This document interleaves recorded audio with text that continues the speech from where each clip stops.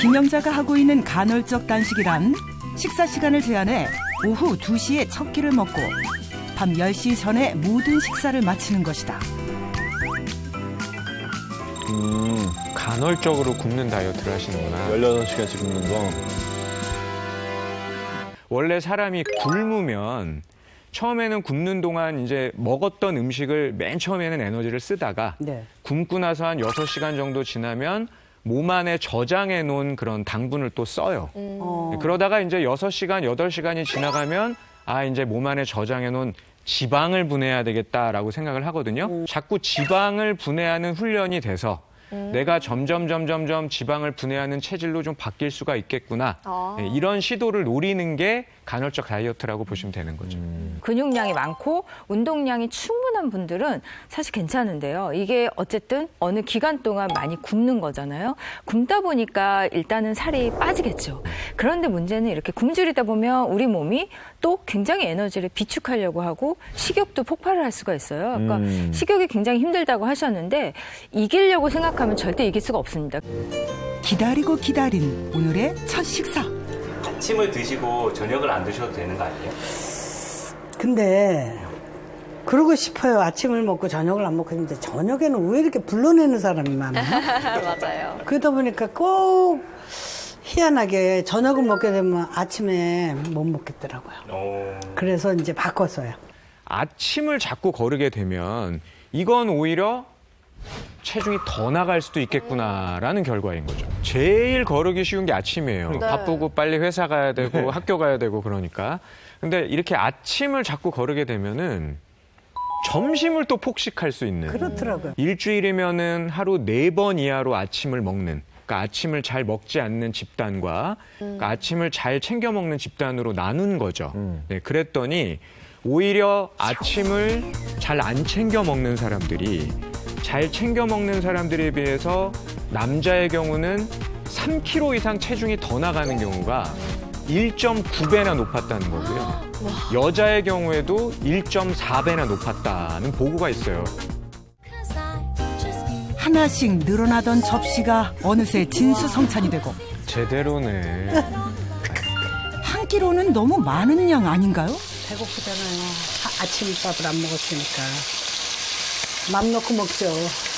마음 놓고 먹죠. 2-3시 정도는. 그렇게 한참을 계속된 식사.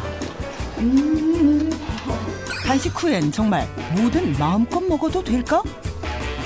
마음껏 먹는다기보다는 뭔가 푸드파이터 너무 같은 음식에 너무 많이 그냥 먹네. 덤벼드는 이런 느낌이었어요. 이렇게 해도 되는 건가요? 안 되죠. 그러니까 고도비만한 사람일수록 한두 끼 몰아먹는 경우가 되게 그래요. 많거든요. 맞아요. 예.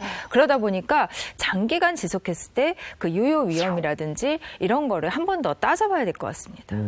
간헐적 단식을 꼭 피해야 되거나 정말 주의하셔야 될 사람.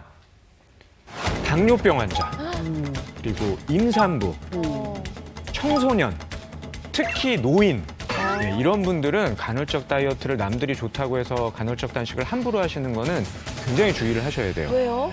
오히려 지방은 분해가 안 되고 단백질만 빠지고 피부에 탄력도 없어지고 손톱도 부서지고 탈모도 생기고. 한동안 탈모가 오더라. 어쩐지. 건강한 다이어트 방법. 삼시세끼를 챙겨라. 단식하는 시간, 굶는 시간이 길어지다 보면 여기에 이제 호르몬의 불균형이 생기면서 이 폭식이나 과식으로 이어질 수 있다는 말이죠. 그래서 양을 줄이되 끼니는 꼭 챙겨서 하시는 게 좋다는 얘기입니다. 곰피에다가 가진 야채 넣고 거기다 단백질 하나만 얹었어요. 그 말아서 미나리 같은 이 끈을 이렇게 쪼맸거든요. 곰피를 저렇게 김말이처럼 말아가지고. 원래 저게 쌈 싸 먹는 거거든요. 집에서도. 곰피는 이제 100g당 24kcal 정도로 칼로리가 매우 낮고요. 식이섬유가 풍부해서 적은 양을 섭취했을 때도 이제 포만감을 느끼게 해줍니다. 또한 이제 엽산이나 뭐 칼슘, 철, 요오드 같은 이제 각종 비타민이나 이제 무기질이 풍부해서요. 다이어트로 인한 이제 식사 제한 시 부족해지기 쉬운 영양소를 보충하는 데 아주 도움을 주는 효과적인 식품입니다. 건강한 다이어트 방법. 체중계를 버려라. 중년 이후에 이 체중 관리를 할 때는 대사 관리를 할 때는 몸무게를 보는 게 아니고 지방이 빠져야 되는지를 봐야 된다. 이걸 꼭 기억을 하셔야 된다는 거예요. 건강한 다이어트를 위해서는 체지방은 줄이고 근육량은 늘리는 것이 중요한데요. 관절에 무리 없고 누구나 쉽게 따라하실 수 있는 운동법 알려드리겠습니다. 두 다리를 어깨 넓이 정도로 편하게 벌려서 두 팔을 양옆으로 뻗어줍니다. 균형을 잘 잡으신 후에 먼저 오른 다리부터 구부려 가슴 높이, 골반 높이까지 들어 올려주시고 상체를 숙여 다리 아래에서 박수를 쳐줍니다. 다시 준비 자세로 돌아온 후에 왼 다리를 들어 올려서 박수를 쳐줍니다. 다리를 많이 들어 이때 다리를 가능한 높이 들어 올릴수록 운동 효과는 더욱 높아진다. 이 동작은 상체를 숙임으로써 복부를 자극해주고 균형을 잡기 위해서 코어 힘을 상당히 많이 주게 됩니다. 호흡과 함께 적정의 수를 반복해주시면 유산소 운동 효과가 있는데요. 따라서 체지방 감량에 도움이 됩니다. 단란한 가족의 사진보다 더 눈에 띄는 것이 있었으니 5년 동안 차곡차곡 모아온 값진 트로피들. 그녀의 땀과 노력이 바로 여기에 있다. 처음으로 전국대회 3위 안에 입상한 트로피고요. 작년에 이제 체급 1위 하고 그랑프리까지 한 상이에요.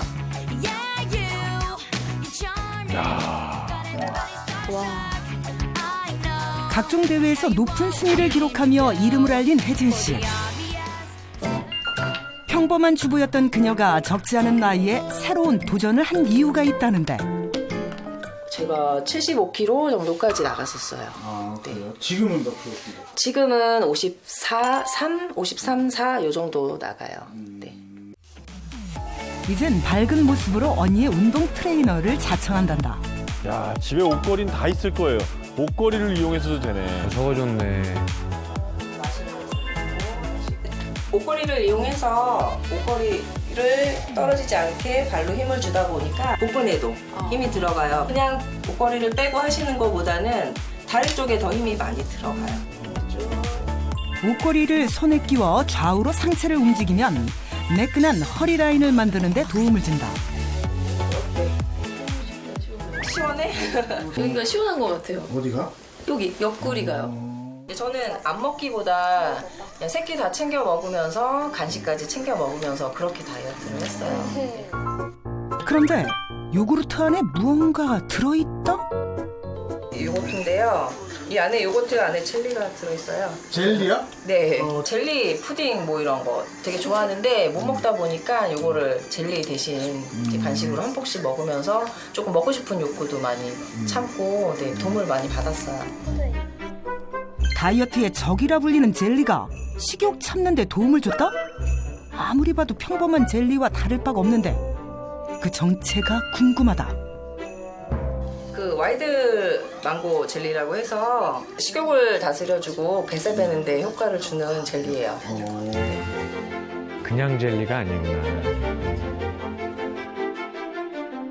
덥고 습한 서아프리카 사막에서 자라는 열대 과일인 와일드 망고.